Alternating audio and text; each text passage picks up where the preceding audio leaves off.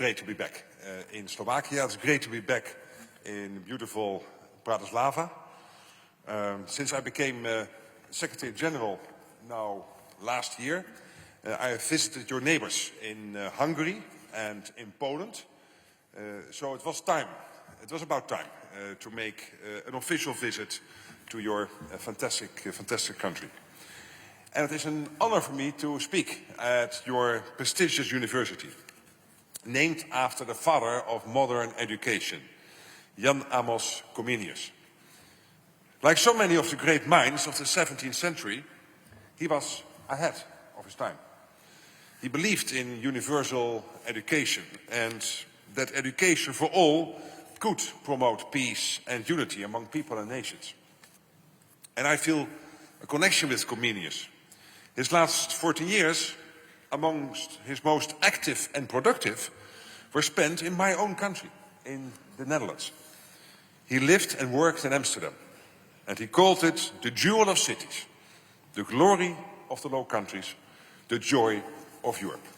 I personally have never looked at Amsterdam in that way, but I think he's right. Schools are named after him across the Netherlands, including in my own hometown, The Hague. And my old university, Leiden, awards Comenius grounds. Comenius was forced from Moravia into exile because of conflict, the brutal 30 Years' War. We all know that throughout history, conflict has scarred this continent. Preventing war is what we work for every day in NATO. And the theme for our discussion today is building stronger defences, the path to securing our future. I personally went to university during the Cold War, but I saw it end, thanks to democracy standing strong in NATO. The countries of Central and Eastern Europe were forced to join the Warsaw Pact and back the Soviet Union. When the Iron Curtain fell, those same countries joined NATO voluntarily. We welcomed Slovakia into our family in 2004. And we are all safer and more secure as a result. NATO's policy of enlargement has been one of the great success stories of our time. Alongside the enlargement of the European Union, it has helped to erase many of the painful dividing lines on our continent and bring us much closer to the long-standing goal of a Europe whole, free and at peace. While NATO got us through the Cold War, we have a hot war raging just next door. We all want the fighting in Ukraine stop as soon as possible, and that we have a lasting peace, a durable peace. We have all seen what Russia is capable of. Russia's economy is now on a war footing. It is rebuilding its forces much faster than expected. And it has teamed up with China, with North Korea, and with Iran. As you know, there are lots of talks these days on how to end this war. What are the security guarantees that would be needed? And how to ensure lasting peace in Europe. But even when the war in Ukraine ends, danger will not disappear. Security is under threat, here in Europe and around the world. We must be prepared for intense global competition. China continues to challenge our interests, security and values. NATO can defend today, but that is not a given in 5 years' time. In a more volatile and dangerous world, we must invest more in our own security. We must do this to prevent conflict and protect our way of life. 2/3 of NATO allies now spend 2% of their GDP on defense. And it is great that Slovakia is among them. Together we are making progress. But during the Cold War, allies had to spend far north of 3% to keep them safe. We are spending more and doing more in NATO today. But we are nowhere near where we need to be. We need rapid and we need radical change. NATO is strong, but we need to be even stronger. We have robust plans in place to defend the alliance. But to implement them in full, we must have more resources, We must have more forces and we must have more capabilities. The new American administration has been very clear about its commitment to NATO and about its expectation for all allies to carry their share of the burden. And I think that is only fair. We don't just need to spend more, we also need to ramp up our defense production so that our militaries have what they need to protect us and to deter anyone from even thinking about attacking us. We need a quantum leap in our collective defense. But why does it matter to students like you? Because security is the foundation of everything. That is why it matters. Education, opportunity and prosperity. Without peace, progress is impossible. I know from my time as Prime Minister in the Netherlands that there are difficult debates when deciding budgets, prioritizing resources and allocating more funds for defense. We all want better schools, universities and hospitals. But we also have to invest to defend what is important to us. Because when there is insecurity and instability, economies and societies suffer. At the beginning of NATO in 1949, we had 12 allies. Today, we are 32. So we must be doing something right. Slovakia does not stand alone, and it will never stand alone in NATO.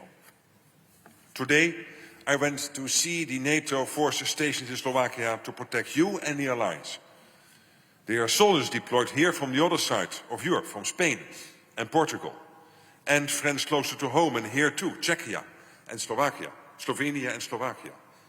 They all stand shoulder to shoulder with forces of this beautiful country.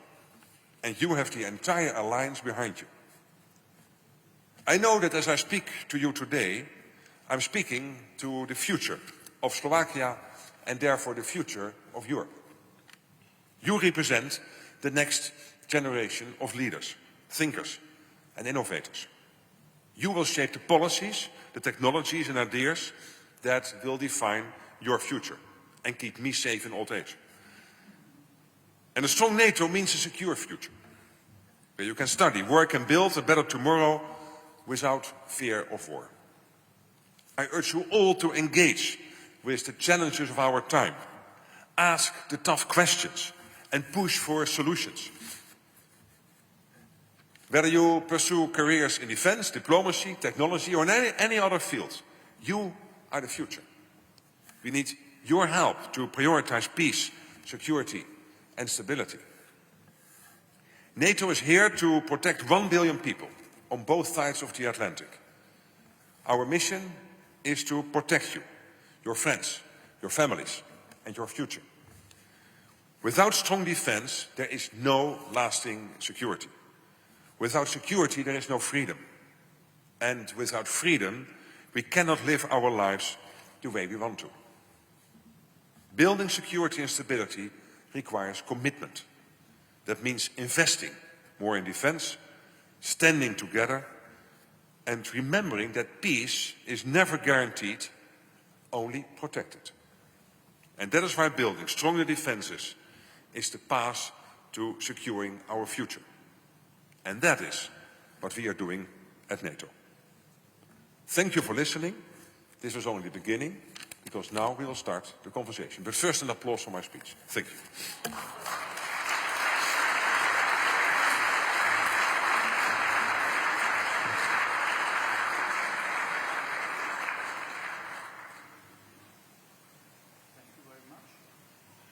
Thank you. So now we have a chance to ask some questions. So if anybody is interested, there are some colleagues with microphones. So just raise your hand, they will come to you and you can ask. Yep.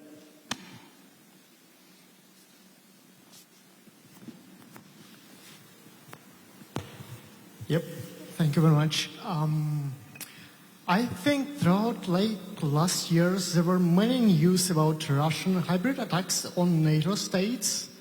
Especially I'm talking about damaging cables in the Baltic Sea, arms factories in Poland, England, Germany, and so on. And there wasn't like a really clear answer to that. I think there were mainly concerns and talks, but not effective steps to prevent that. And because of this, I think NATO somehow, may look slightly defenseless against Russia, hybrid attacks, and generally. So maybe it's time to like show that such actions, such attacks, will have their consequences, and that there should be like better reaction from NATO, more effort to deal with that, and maybe like pushing some solutions which include like better steps like that. Thank you. Basically, I agree. That's the short answer, but let me explain a little bit more. We were used to call this hybrid, but basically this is state-sponsored terrorism, or at least state-sponsored destabilizing campaigns. You mentioned a few examples. I could add attacks on the National Health Service in the United Kingdom, trying to kill the boss of a big defense industrial company in Germany, and also the jamming of commercial airplanes in the Baltics. So the first thing we had to do is to acknowledge what we are really seeing here, and it's not hybrid. Again, it is state-sponsored terrorism, because you have to face the problem in the eye. Secondly, you need to have more information on what is exactly happening. That's what we did. So we established a few centers within NATO, and when it came, for example, to the undersea sea cables and critical undersea infrastructure with Maritime Command in the UK, we have now a center which is exactly tracing what is happening. But that is only facing it and following and tracing. It's not enough. I think we are really stepping up. And an example of this is what happened in the Christmas days last year, 25th, 26th of December. Again, an undersea sea cable was cut between Estonia and Finland. General Cavoli, our Supreme Allied Commander, under his responsibility, he launched what's so-called activity. Basically, it is a mission, but when you call it an activity, you do not have to have an agreement of the 32 allies. So, since I knew this and learned this, we only have activities now and no missions. But this activity is involving many ships, the latest undersea sea drone technology, and the most important thing is, all the information we are getting is that Putin, Vladimir Vladimirovich Putin, he hates it. And that's exactly what we need. So we will from now on, in a, if necessary, asymmetrical way, react to these type of threats. Of course, we did already in the past, not always visibly. More stuff happened. But we will do it. We will continue doing that. We will do it more visibly. It will be in many times in an asymmetrical way, because you do not always have to react exactly at the same spot and the same time as your adversary, your enemy. But it's a long answer to again tell you, you're totally right. But we are changing our ways. Okay. Anybody else wants to ask a question? So, someone at the back, and then here, and then there.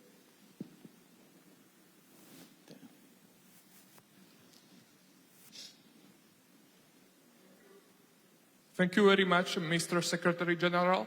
I would like to ask Could you stand up so that I can see you, please? Otherwise, great. Could you stand?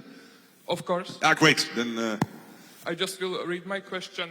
Do you think the insanely high cost for defense equipment is only because we lack economy of scale, or is it the greed of the defense contractors and their suppliers part of the problem? Thank you very much.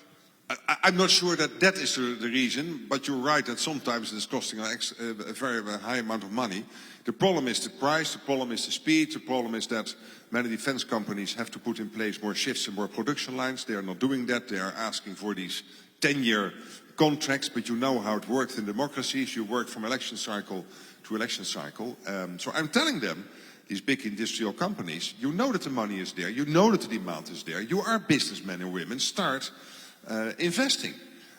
Because what we now are seeing is that countries like Poland and Romania and Estonia are buying Korean defense industrial equipment. I think even Slovakia, you have bought from, where was it that we learned today? I mean, no, I forgot. But also, no, from outside the NATO, now I'm checking my team. Israel, from Israel. And of course, I love Israel, I love Korea, it's all great, but I even love more our 32 allies. So you're really working on this. This is one of my 3 priorities. Lasting peace in Ukraine, spending more and getting our industrial production going. And this is a problem not only for the European part of NATO, but also for the US. Because the US had over 80 big defense industrial companies. There are only 5 left, and they are not producing nearly enough. We are producing an ammunition in a full year, the whole of NATO, what Russia is producing in 3 months. And Russia is only 5% of the total NATO economy. So 1/20th of NATO is producing in 3 months what we are producing in a year. Luckily, you in this country have a big potential to again develop your defense industrial base. And you already have some big ammunition production sites. And you are producing a lot of the ammunition which is now part of this so-called Czech initiative to get ammunition into Ukraine. So you guys are doing a lot, but all of NATO we have to do much more. There was somebody asking a question there, and then there.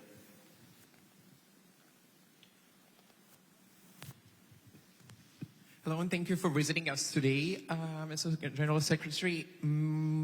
In recent months, we have observed how the new United States administration, especially, for example, Vice President of the United States, criticizing Europe for its insufficient contribution to the army. And this raises the question, what methods and principles can NATO use, or what principles can be employed in order to incorporate NATO, in order to prevent a potential disintegration of NATO? And what approach could help strengthen the unity of NATO and our allies? Thank you. Well, I can only tell you that this US administration is totally committed to NATO, but they expect us to spend more. And they are right. I mean, watch it. Look out. In 2014, we agreed on this famous 2%. Nothing happened. Then Trump became president. Everybody woke up, and we started to spend more. Then the full Russian onslaught on Ukraine happened in 2022. We spent more. And so we are now spending 700 billion more in non-US NATO than before 2016, so before Trump became president. But it is not enough. Again, now we have to take a next big step. And I think it will be a huge step. We have to decide on this summer, but I guess we really have to move up to much more than 3%. When you now look at all the gaps we have in our armies, in our long-range missiles, in our air defense systems, in our logistics, our military mobility, we have so many issues and we cannot pay for them with the 2%. So it has to be really much more. And I hope that we can get to a conclusion on this in The Hague. And the good news is that if you do that, you would have much more of a fair burden sharing with the United States. But I'm absolutely not worried about the US. They're doing what is needed. I'm worried about us. Whether we are able to step up, but I'm also optimistic because all the signals I'm getting now the last 2-3 months is that the coin has dropped, that people understand this is necessary. Many governments now, like Denmark yesterday, announcing a huge, big new investment. We have seen I know some countries will come out with big announcements over the coming weeks. So this is really good news. But one of the big issues in the German election, so I think we will get there, and it is necessary. Yeah. First of all, thank you very much for coming here. And thank you all for being here, because if I was only here and you were not, it would have been a boring afternoon. That's true, but it's really important to us. So my question basically is more about the technology development of NATO, because now we can see that brave Ukrainian soldiers fighting with the drones, and they are very effective. And do you think that now NATO will take this experience, and do you like to develop this, like the drones, into the army of the NATO? And how maybe, the second question, how maybe the third-party companies or people who would like to dedicate, their life into drone makings can apply to NATO and do these drones by the NATO standards, and about the drones mostly. Thank you. Yeah, well, first of all, on this newest technology, the Ukraine war is, of course, giving us a lot of insights in modern warfare. And Ukraine is second to none capable of implementing these latest technologies. The problem is that the Russians only need 2 or 3 weeks to catch up. So there is a rapid acceleration going on in terms of applying the newest technologies. We are trying to capture them. So last week in Poland we opened JTEC. This is the first organization where Ukraine and NATO really work together, capturing all the lessons from the war in Ukraine and making sure we can apply them all over NATO. We know that there is some criticism now going on of countries still buying F-16s and F-35s. Whether that is still necessary, I think the growing body of opinion is that you need both, and the big platform F-35 type big ticket items, but also the latest technology, and how can you make them work in conjunction. Again, the war in Ukraine is giving us a lot of insights of how to do this, and then we have to make sure that these big companies start to work with small startups and scale-ups.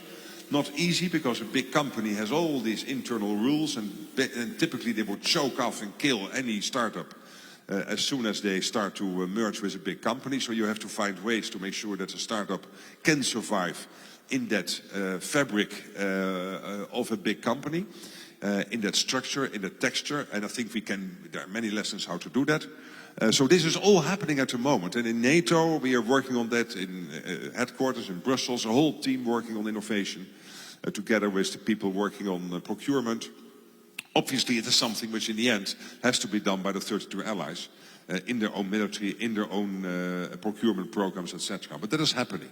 So I'm rather optimistic, but we have to keep this going. Otherwise, we stick with a military system which is stuck in the past, in the 20th century, and we really have to move this to the 21st century, to this decennium, and taking all the lessons from Ukraine.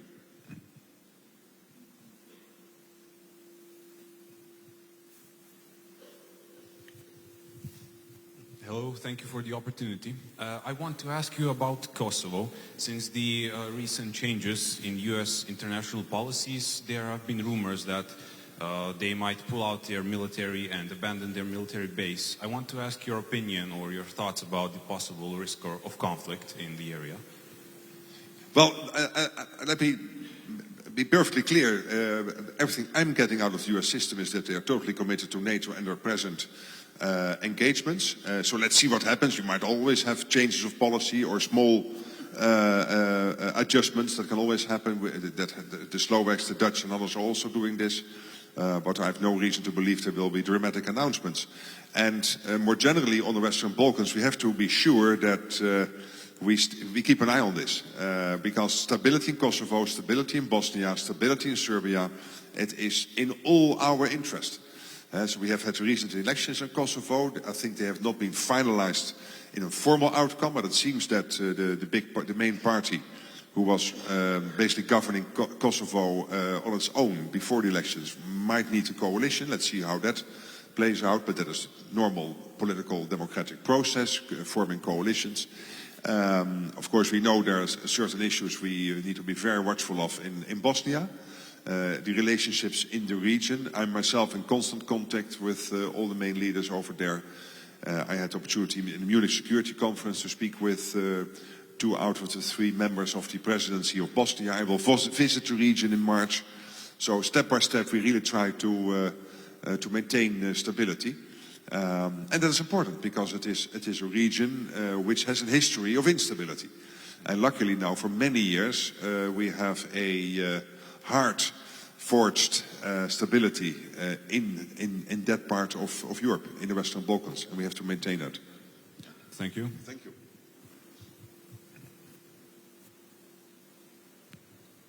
Mr. Secretary, thank you for coming. Given the changes in Syria and the instability in the Middle East, as well as the Republic of Turkey's ambivalence in geopolitics, is NATO's southern flank neglected or perhaps put on hold where the focus is on the east? Thank you. Well, first of all, I would not agree with you on Turkey. I think Turkey is a very important ally, and so far I've always had the best of exchanges with the senior Turkish leadership. Second, of course, when it comes to Syria, the Middle East, NATO is not party to any discussions there, or if there's a conflict, party to any conflict. It will be individual allies navigating the situation in the Middle East. But of course we follow it closely, to your point. And I was in Iraq 2 weeks ago because we have a NATO mission in Iraq.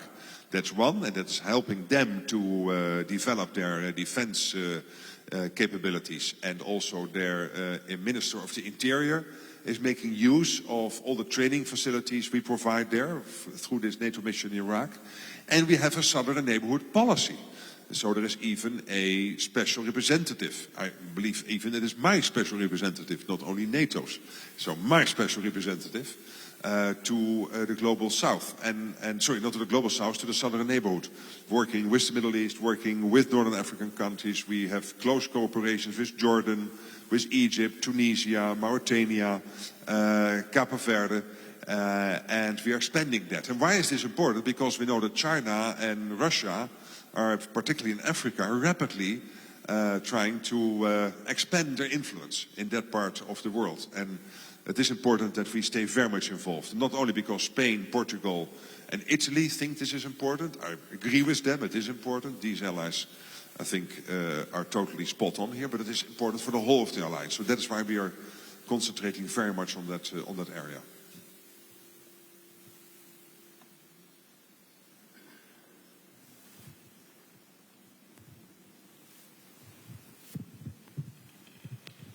Okay, I would like to ask you, what is your position towards Britain's suggestion to deploy troops in Ukraine, since USA is one of the main players in NATO and they are strongly against this suggestion? The US is not against that suggestion. No. The US has said we do not want US troops on the ground. That is what the US said. But they has also said everything is on the table. But there was also a clear message coming out of the US system that they don't want to have boots on the ground. No, I think there is really in NATO a large-scale agreement that we need strong security guarantees for Ukraine to go forward after a peace deal. And I know that countries like the Netherlands and Denmark and the UK and France are thinking what that could be.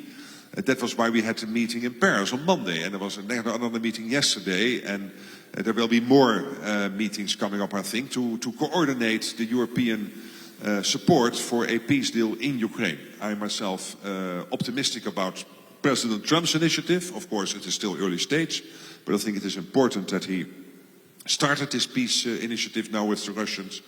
But we all agree also that we have to make sure that for any peace deal going forward, there have to be strong security guarantees.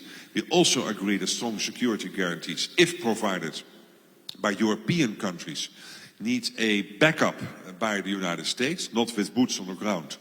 But we still need generally a backup from the US to make sure that the deterrence is there.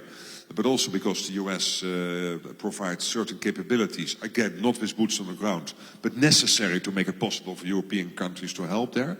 So that whole process is now taking place. And I'm very glad that it takes place, because last week in Munich, during the security conference, many Europeans were whining and angry that they were not involved and why were we not at the table. But luckily now they started to coordinate amongst themselves. So that is important. And being positively engaged in this American peace initiative. And I think that is necessary. And Europe can add a lot here. So I've been myself in constant contact with all the senior leaders in the US. Zelensky yesterday, also European leaders in Paris and through other ways and phone calls. So a lot is happening to make sure that a peace deal can be backed up by strong security guarantees.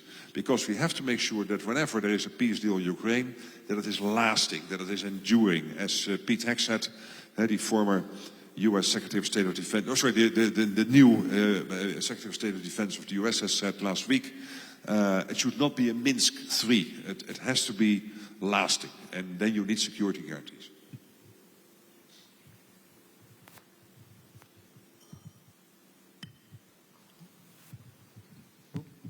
Thank you very much.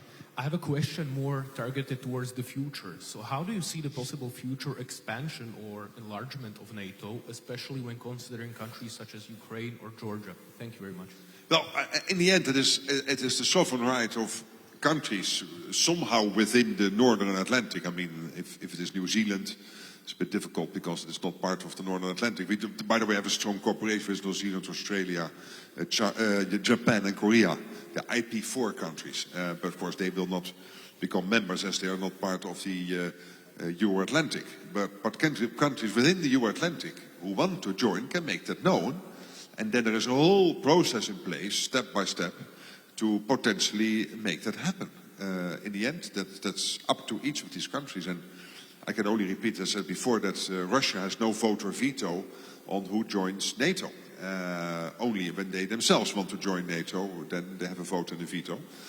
But I've not seen that application recently, so I don't think that will happen. But and on Ukraine, that's very much on the table. I mean, it was decided in Washington that there is this irreversible path of Ukraine to become a member of NATO. But to be honest to the US, having said we don't want it to be part of a peace process now, it was not promised to Ukraine that it will be part of a peace deal. So we have to see how these peace talks end. But there's no automaticity. But we have agreed on Ukraine becoming, in the future, a member of NATO. There's somebody right at the back. Yes. Thank you very much. Goedemiddag. Goedemiddag. Bent u Nederlands? Ja, zeker. How did you end up here? Tell me. I'm an exchange student from the Netherlands, from Utrecht. And why did you decide for this fantastic institution? Because, I don't know, I want to go to Central Europe, because I have lived in Western... I'm sorry everyone, Central Europe. Central Europe. Central Europe, I'm sorry. I've lived in Western Europe all my life, and I'm very interested in the European Union, and I want to know what life is here. Great. Like. How long are you here now? 2 weeks. Actually. 2 weeks, okay. So you have only 13 days more of experience of living in Hungary. Yeah. So it's really, really cool to see you here, ex-Mr. President. Yeah. I have a question. It's a bit of a hypothetical one, but in the news you see that Zelensky and Trump are a bit arguing. Trump called Zelensky a dictator. Do you think it's likely that Trump will make a deal with Putin without Ukraine's support? And if Ukraine doesn't support it, what should the European Union do next, in your opinion? Thank you. Well, of course, Ukraine has to be part and will be part, and the US has said this, of peace negotiations, because this is about their country. So I'm really not worried there. They will be part of that. But it only started, a couple of days ago. So it is so early stage. And I have confidence in the team in the US negotiating this. But no doubt Ukraine will be involved in peace talks. Absolutely.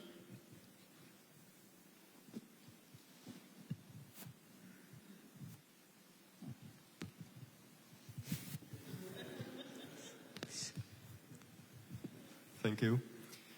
So I would like to ask a question. Is it possible that Slovakia would be excluded from closer negotiations because of our pro-Russian government? In the case it's needed to do so. It's a bit of a question. You would be excluded from what? From negotiations, some closer negotiations in NATO. No, let me make perfectly clear. In NATO and in the EU, you not always agree. In the end, you do agree. It takes time sometimes, you negotiate, etc. But many countries will start from many different points of view, and then you will gradually come together. Slovakia is one of the most integrated, I think the most integrated country compared, a bit the same like the Netherlands. You are part of the EU, Schengen, the Eurozone, NATO. You are actively participating in all those formats and structures, highly respected. So I don't think that worry is warranted. No, not at all.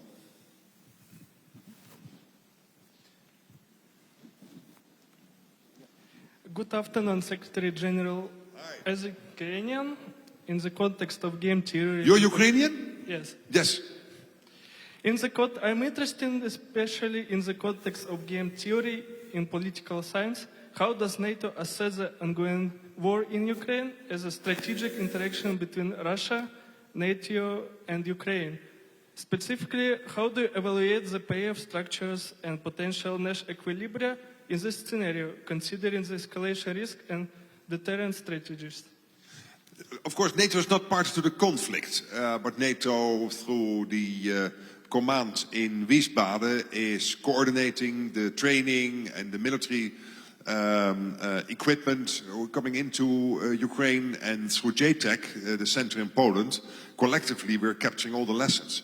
But it is up to individual allies and countries outside NATO, bilaterally with Ukraine, coming to security agreements. I mean, my country and many other countries have drawn up bilateral security agreements with Ukraine. And I think that is very important. But to your question, of course, it is first of all an unprovoked Russian onslaught on your country, starting in 2014, and then the full-scale war breaking out next Monday 3 years ago, with hundreds of thousands of people on both sides of the border, killed, seriously wounded. It is unbelievably sad when you think about it, and so many beautiful cities in Ukraine being seriously damaged and having to be rebuilt. So the cost of all of this is enormous. But it is your country fighting for its survival and for its sovereignty.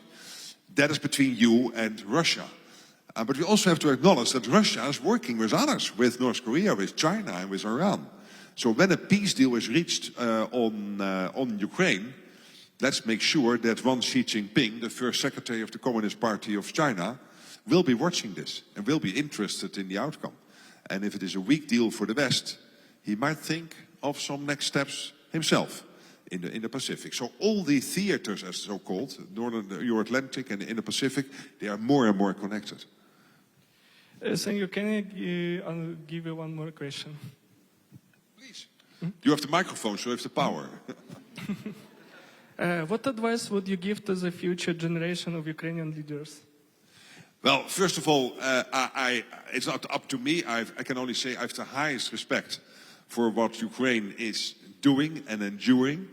You have, from day one, been fighting, where Putin would think in 3 or 4 days you would have to give in to him, and you didn't. You fought back. You were able to capture back large parts of the country Putin originally was able to capture in February 2022.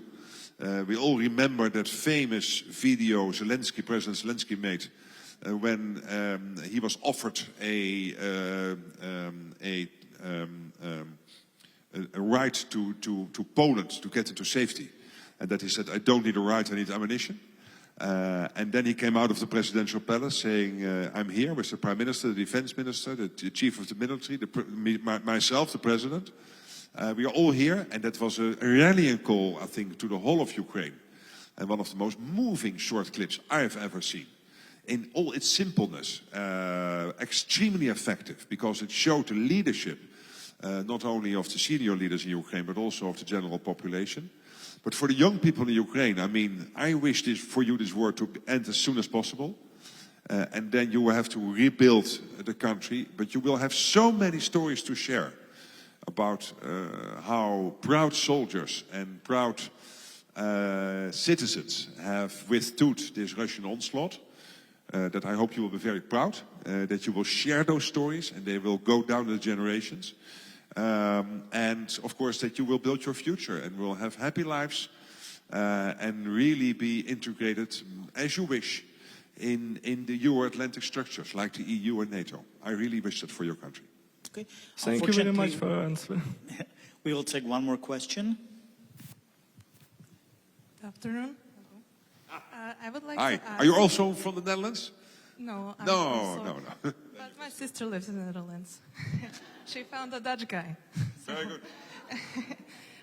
Do you think that increasing the contribution of the countries might lead to their withdrawal from NATO, especially considering the misinformation campaigns? Thank you. Again, I missed the first half of the question because the microphone was a bit too high. If you think that increasing the contribution of the countries might lead to their withdrawal from NATO? No, I don't think any country will withdraw from NATO. Why would they? I mean, we are collective defense. We are the strongest, the most powerful defense corporation in the world's history. I mean, yeah, if you want to withdraw, you can. It is a democratic organization. Nobody will stop you. But I've not spoken to any leader who wants to leave NATO. No, people want to join. Countries want to join. Nobody wants to leave.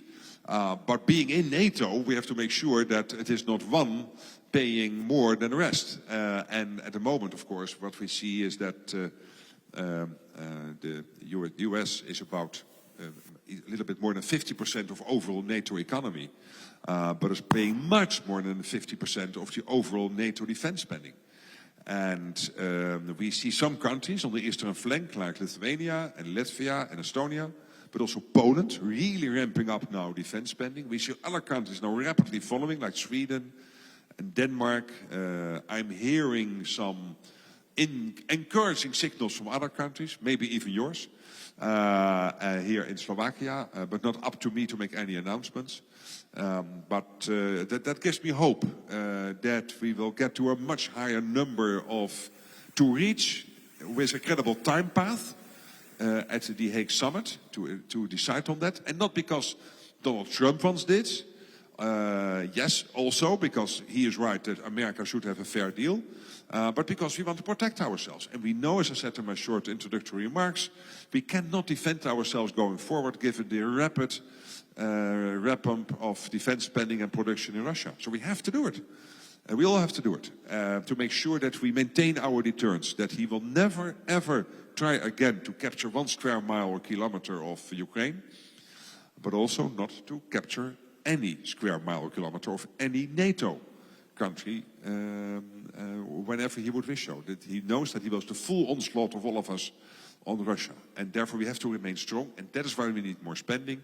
Please help me there. Tell your politicians to do this. Tell your banks and pension funds that they can invest in defense.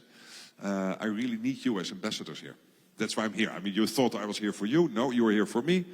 You are from now on my ambassadors to make this happen. And thank you for that. I appreciate it. Yeah. Well, thank you very much for joining us here. Thank everybody for coming. I'm really thankful that you provided a sense of reassurance to many people. I know that... And urgency, I hope. Definitely. I know there are many people from Ukraine in the audience, and I think they really appreciate your reassurance. So thank you so much for joining us. Thank you for linking in your speech Amos Comenius, and we really appreciate that you really mentioned his. And we would just like to ask you to do a signature in our guest book before we say goodbye.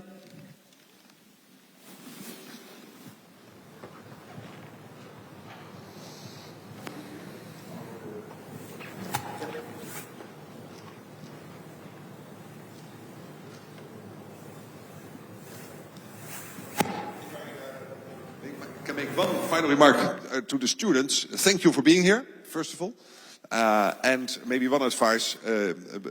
I've always lived my life in the assumption that it is easier to ask for forgiveness afterwards than for permission up front.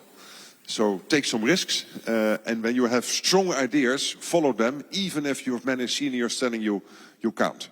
Because potentially you might be right. And if not, at least you learn something. So really enjoy your life, enjoy your studies here. Let's stay together and make sure that we do strange things with our talents. That makes the whole world better.